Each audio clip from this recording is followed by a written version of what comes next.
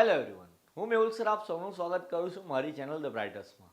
તો આજના વિડીયો અંદર આપણે ડિપ્લોમા સેમેસ્ટર 1નો સબ્જેક્ટ ડીસી સર્કિટ એનું ચેપ્ટર નંબર 1 કે જે છે ફંડામેન્ટલ ઓફ ડીસી સર્કિટ, એના મોસ્ટ ઇમ્પોર્ટન્ટ ક્વેશ્ચન કે જે તમારી જીટીયુ એક્ઝામમાં સાથે સાથે કોલેજની જે મિડ સેમ એક્ઝામ એટલે કે જેને ઇન્ટરનલ એક્ઝામ કહીએ છીએ આપણે, એની અંદર પણ એટલા જ કામ લાગશે.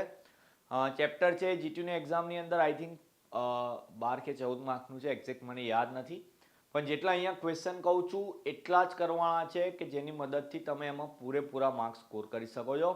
આન્સર કેવી રીતે લખવાનું છે, ક્વેશ્ચનને કેવી રીતે સમજવાનો છે, કઈ જગ્યાએ કઈ ફિગર ડ્રો કરવાની છે, બધી આ વિડીયોમાં સમજાવીશ. વિડીયો લાસ્ટ સુધી જોવાનો. કોઈ ક્વેશ્ચનમાં ખબર ના પડે તો કોમેન્ટ સેક્શનમાં લખવાનું, આઈધર ટેલિગ્રામ પર જઈને મને પર્સનલી તમારો સવાલ જે પણ હોય પૂછી લેવાનો. ટેલિગ્રામ ગ્રુપમાં જોઈન ના થયા હોય તો લિંક ડિસ્ક્રિપ્શનમાં છે, ત્યાંથી જોઈન કરી દેવાય. તો સૌથી પહેલો જે ઇમ્પોર્ટન્ટ ક્વેશ્ચન છે આપણો પહેલા ચેપ્ટરનો એ છે ઈએમએફ અને પોટેન્શિયલ ડિફરન્સ વચ્ચેનો તફાવત, એટલે કે difference between EMF and potential difference. તો બે વસ્તુ છે, એક પહેલી છે આપણી ઈએમએફ અને બીજી છે પોટેન્શિયલ ડિફરન્સ, એટલે આપણે એને પીડી કહી દઈએ. ચાલો, પોટેન્શિયલ ડિફરન્સ. તો પહેલા ઈએમએફ ની વાત કરું તો ઈએમએફ નું ફૂલ ફોર્મ છે electromotive force. Okay, electromotive force, જેને આપણે સાદી ભાષામાં અત્યાર સુધી બેટરી સમજીએ છીએ. ઓકે, તમને ખબર છે કે બેટરી શું હોય છે અને બેટરીનું કામ શું છે. તો જેમ કે હું માનો એક સર્કિટ છે કે જેમાં તમે એક નાની પેલી રમકડાની મોટર લગાવી છે, કે જેમાં તમે વાપરતા બી હશો. તમે મોટર ચલાવવા માટે એક એટલે કે સેલ લઈને બે છેડા જોડીને તમે મોટર સાથે કનેક્ટ કરતા હતા, એની ચકેડી બનાવતા હતા. ઓકે, પહેલેથી જ બધા છોકરા એવું કરે છે, હું પણ મારા બચપનમાં એવું કરેલું છે. તો એ જે સેમ વસ્તુ કે જે આપણે બેટરીનો સેલ લગાવીએ છીએ, આઈધર બેટરી લગાવીએ છીએ, તો એ બેટરીનું કામ શું છે કે સર્કિટ જે છે એ સર્કિટમાં કરંટનું વહન કરવાનું. ઓકે, તો ઈએમએફનું કામ છે કે સર્કિટમાં કરંટનું વહન કરવાનું.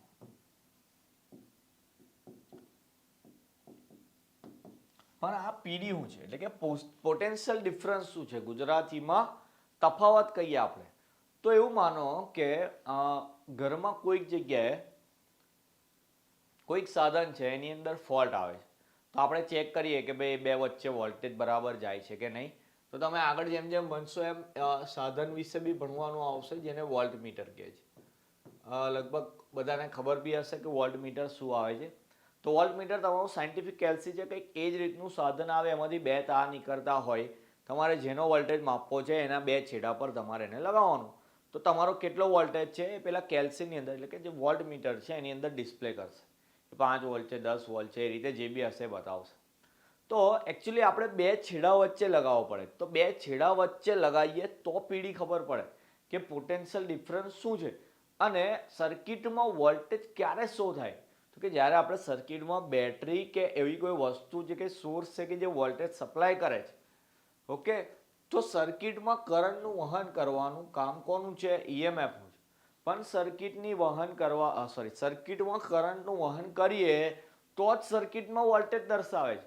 તો પછી એવું માનો કે સર્કિટમાં કરંટનું વહન કરવાનું કારણ જો ઈએમએફ હોય તો સર્કિટમાં કરંટ વહન થવાની અસર જે છે પોટેન્શિયલ તફાવત છે. સમજ્યા મારી વાત? કે આની મદદથી જ આ વસ્તુ મળે આપણને.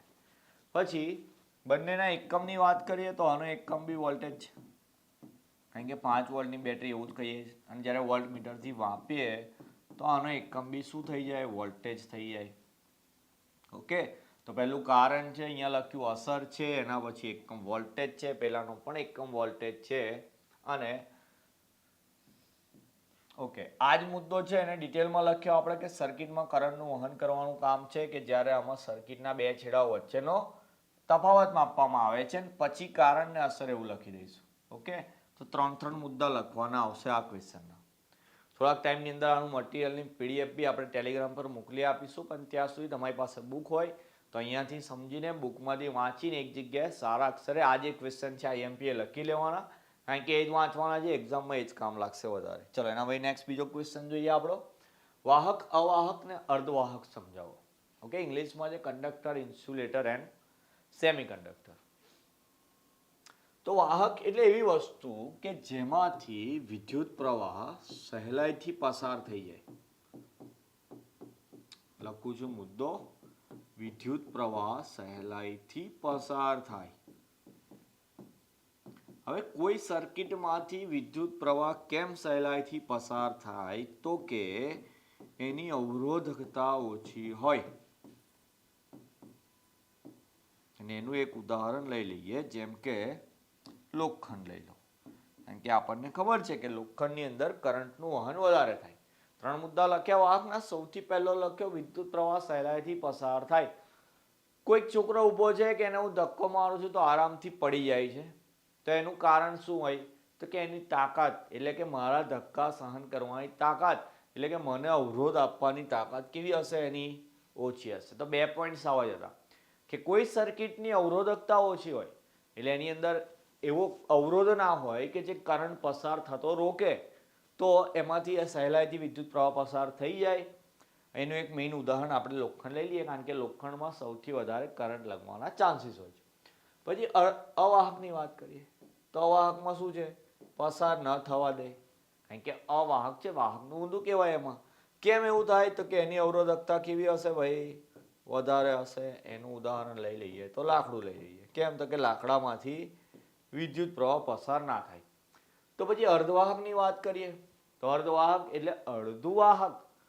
તો અડધું વાહક તો બીજું અડધું અવાહક હશે. એનો મતલબ કે એની વિદ્યુત પ્રવાહ પસાર કરવાની એક ક્ષમતા છે તે કેવી હશે?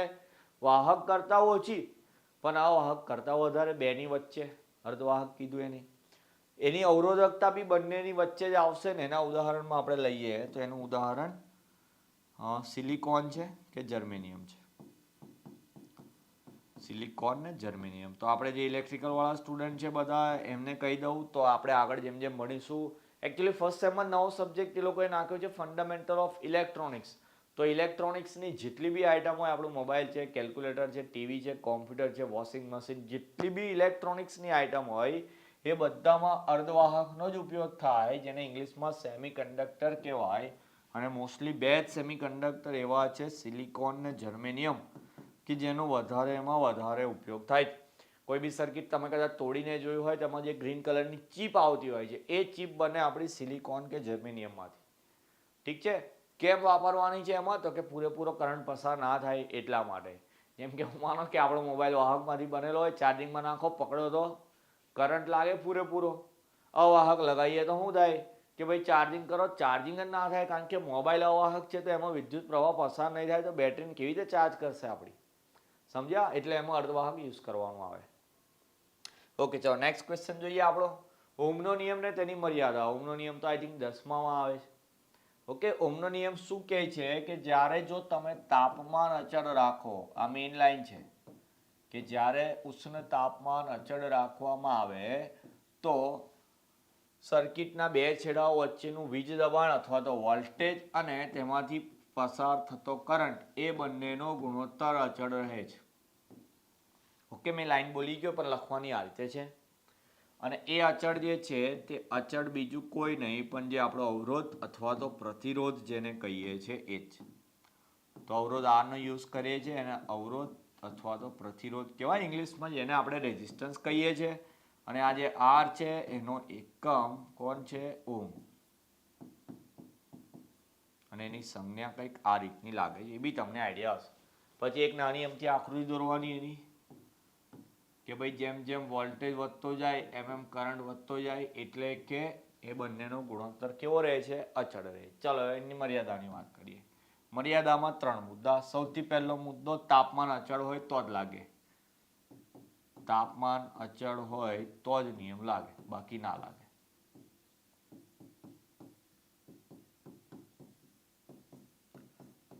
બીજો મુદ્દો છે કે માત્ર એસી સર્કિટમાં જ લાગે નિયમ. તો ભાઈ ડીસી સર્કિટ હોય એમાં ના લાગે નિયમ. ને ત્રીજો છે બધા મટીરિયલને લાગુ પડતો નથી. એમાં આપણે જે અર્ધવાહકની વાત કરી ને, સિલિકોન, જર્મેનિયમ, એ બધામાં આ ત્રીજો આપણે ઓહમનો નિયમ છે નથી લાગતો. તો 3 મર્યાદા છે, યાદ રાખી લેવાની. નિયમ સાથે મર્યાદા આવશે તો 4 માર્કમાં પૂછાશે. ઓનલી ઓહમનો નિયમ પૂછાયો હોય તો 3 માર્કમાં પૂછાય. પણ હું મારા સ્ટુડન્ટને વર્ષોથી એવું કહેતો આવ્યો છું કે તમે ઓમનો નિયમ ને તેની મર્યાદા તૈયાર કરીને ગયા, એક્ઝામમાં પૂછાયો ખાલી ઓમનો નિયમ, પણ તમે 3 મુદ્દા તૈયાર કરીને ગયા છે અને લખવામાં તમને વધારેમાં વધારે 2 મિનિટ થવાની છે. તો તમે તૈયાર કરીને ગયા છો તો ઓમનો નિયમ ભલે પૂછાયો છે, મર્યાદા નથી પૂછાઈ, પણ આપણે ટાઇટલ મારવાનું ઓમનો નિયમ લખ્યા પછી ઓમના નિયમની મર્યાદા ને ત્યાં 3 મુદ્દા છાપી આવવાના.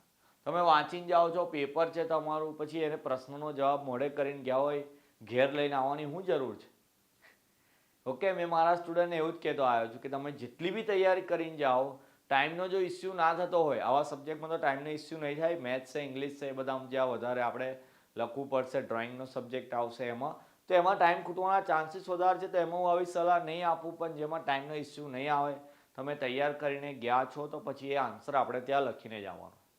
ઓકે, વચ્ચે વચ્ચે આવી ટિપ્સ બી તમને મળતી રહેશે. ચાલો, એના પછી જે અવરોધ પર અસર કરતા પરિબળો, તો અવરોધની વાત કરી લીધી આપણે. આર, તો આર જે છે એ અમુક પરિબળ એના પર અસર કરે કે જેમ કે સૌથી પહેલા એક સૂત્ર તમે યાદ રાખી લેજો, આર બરાબર રો એલ બાય એ.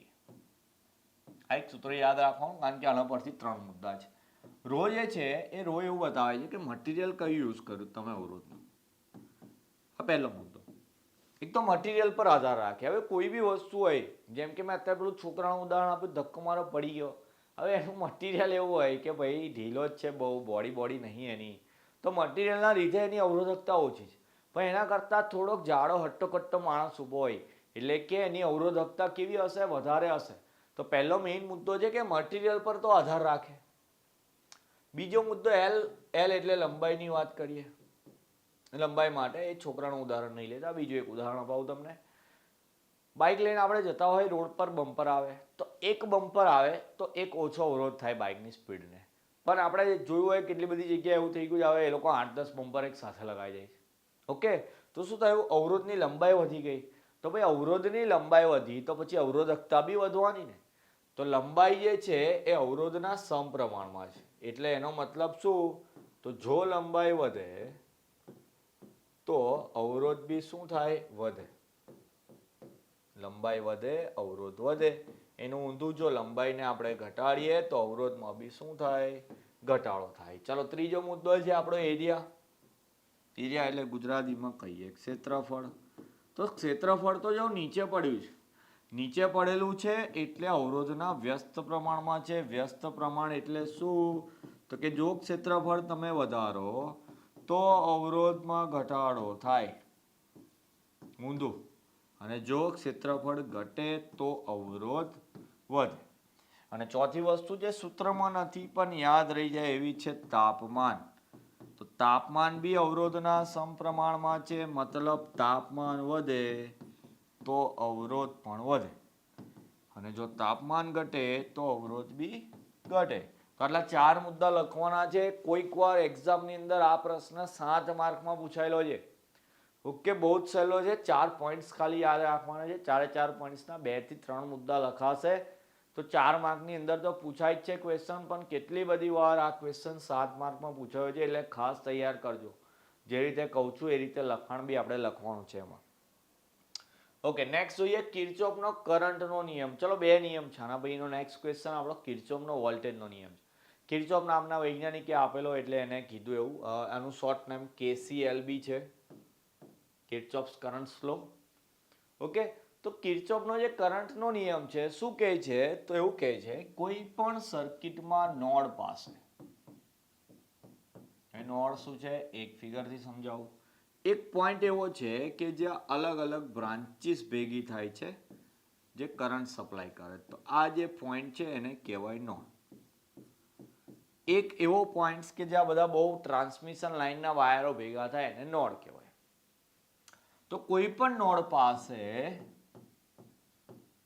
કરંટનો સરવાળો 0 થાય એવું કરંટનો નિયમ કહે છે. કે કોઈ પણ નોડ પાસે કરંટનો એલ્જેબ્રિક સરવાળો, એટલે કે જે સરવાળો કહીએ આપણે સાદી ભાષામાં, એ શૂન્ય થઈ જાય. કે જેમ કે આ એક નોડ છે, એના પર બધા કરંટ જેટલા બી અહીંયા મેં દર્શાવ્યા છે, પણ આપણે એવું કરીએ છીએ કે 3 કરંટને અંદર લાવીએ છીએ અને 3 કરંટને બહાર લઈ જાઉં છું. તો એવું માન લો કે I1, I2, I3 અંદર આવે છે, I4, I5 અને I6 બહાર જાય છે. હવે જે કરંટ અંદર આવતા હોય એ પ્લસ કહેવાય, કારણ કે નોડની બાજુ આવે છે, પણ જે કરંટ બહાર જાય છે એ બધા કેવા થઈ જશે? માઇનસ. અને જેમ કીધું એમ કે બધાનો સરવાળો કેટલો? 0. આ માઇનસ વાળા જે 3 પદ છે આપણે એને પેલી બાજુ લઈ જઈએ તો પ્લસ થઈ જાય ભાઈ. તો I1 plus I2 plus I3 બરાબર I4 plus I5 plus I6. એનો મતલબ અંદર આવતા કરંટ બરાબર બહાર જતા કરંટ. તો જેટલા સર્કિટમાં નોડ પાસે અંદર આવતા હોય કરંટ એટલા જ બહાર જતા હોય. એનો મતલબ કે લોકોનો સરવાળો શૂન્ય થઈ જાય. તો આ જે પહેલા નિયમ છે એનું લાઈન લખવાની, એના પછી એક આવી ફિગર ડ્રો કરીને ફિગર પરથી મુદ્દા લખવાના કે આકૃતિમાં દર્શાવ્યા મુજબ એક નોડ છે તેના પાસે 6 અલગ અલગ કરંટ છે, I1 I2 I3 I4 I5 I6, જેમાંથી I1 I2 I3 એ નોડની અંદર તરફ ગતિ કરે છે, I4 I5 I6 નોડથી બહાર તરફ ગતિ કરે છે. બીજા મુદ્દામાં લખવાનું કે કિર્ચોફના કરંટ નિયમ મુજબ અંદર આવતા કરંટને પોઝિટિવ એટલે કે પ્લસ, બહાર જતા કરંટને નેગેટિવ એટલે કે માઇનસ ગણવામાં આવે છે. પછી લખવાનું તેથી કિર્ચોફના નિયમ મુજબ. આ તો 3 મુદ્દા લખી લો એટલે તમારો ક્વેશ્ચન પૂરો થઈ ગયો. આ ક્વેશ્ચન છે KCL નો. નેક્સ્ટ ક્વેશ્ચન છે આપણો KVL, કિર્ચોફનો વોલ્ટેજનો નિયમ. અને એકદમ સાચી વાત કહી દઉં તો અત્યાર સુધીના ડીસી સર્કિટના જેટલા બી ક્વેશ્ચન પેપર જીટીયુની એક્ઝામમાં અથવા તમારી કોલેજની ઇન્ટરનલ એક્ઝામમાં પૂછાયેલા હોય એ દરેક ક્વેશ્ચન પેપરની અંદર KCL કાં તો KVL કાં તો બંને, પણ આ બે ક્વેશ્ચનમાંથી ક્વેશ્ચન એક્ઝામમાં પૂછાયેલો જ હોય એ તો 100%ની વાત છે. તો આ બે ક્વેશ્ચન તો બધા જ એકદમ પાક્કા કરવાના. આમ તો હું દરેક ચેપ્ટરમાંથી 5 બહુ તો 7 ક્વેશ્ચન આપીશ, અને તમારા જો 5 ચેપ્ટર ભણવાના હોય તો 7 પંચા 35, પણ હું તો કહું 30 ક્વેશ્ચન જ તમને મળશે. તો એ 30 ક્વેશ્ચન આખી બુકમાંથી હું કાઢ્યા છે, તો સમજી જજો જરા. એ 30 ક્વેશ્ચન તો બહુ જ ઇમ્પોર્ટન્ટ રહેવાના.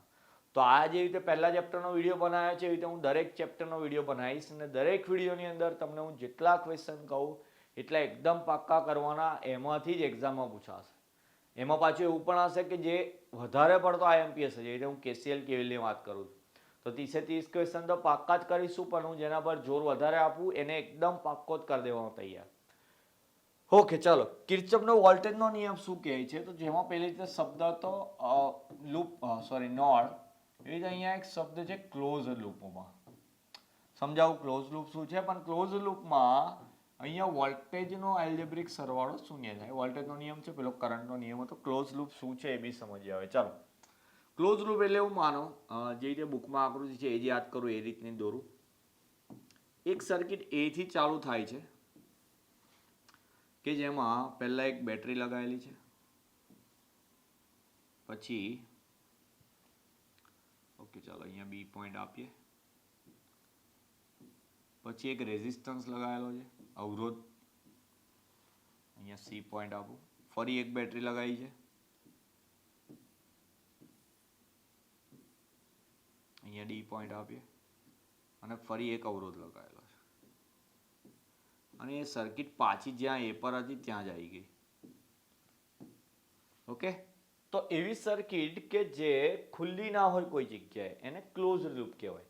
અને ક્લોઝ લૂપ છે જ્યાંથી ચાલુ થાય, જેમ કે આ સર્કિટને આપણે A થી ચાલુ કરીએ છીએ તો A B C D અને પાછી A પર જ લઈ જવાની. ઓકે, અને બીજી એક વાત કે આપણે આ સર્કિટમાં ABCD એટલે આ દિશામાં ભ્રમણ કરીએ અથવા તો આ દિશામાં આપણે કરંટનો સપ્લાય કરીએ. આ બેટરીને માન લો આપણે E1 નામ આપી દઈએ, આ રેઝિસ્ટન્સને I1 નામ આપીએ, અને એમાંથી I1 જેટલો કરંટ પાસ થાય છે. આ બેટરીને E2 કહી દઈએ, અને અહીંયા R2 નામ આપીને એની કરંટની દિશા ઓપોઝિટ બતાવું છું. જાતે આકૃતિ બનાવવાની એવી જરૂરી નથી કે જે બુકમાં છે એ જ કરવાની, પણ હું તમને સમજાવું છું એ રીતે ખાલી સમજી લો, પછી તમે કોઈ બી ફિગર માટે લખી શકો છો. તો પહેલા નિયમ લખ્યો, આ લખ્યું સમેશન V = 0, પછી આકૃતિ દોર્યા, પછી આકૃતિ પરથી મુદ્દા લખવાના કે આકૃતિમાં દર્શાવ્યા મુજબ એક ક્લોઝ રૂમ છે ABCD કે જેમાં A થી B વચ્ચે બેટરી સોર્સ E1, B થી C વચ્ચે એક રેઝિસ્ટન્સ R1 દોરેલો છે કે જેમાંથી I1 જેટલો કરંટ પાસ થાય છે, C થી D વચ્ચે એક બીજી બેટરી અથવા તો EMF E2 લગાવેલો છે, અને D થી A વચ્ચે ફરી એક રેઝિસ્ટન્સ R2 કે જેમાંથી I2 જેટલો પ્રવાહ પસાર થાય છે. અહીં પ્રવાહની દિશા જે મેઇન છે આપણે એને ABCD A તરફની લઈએ છીએ.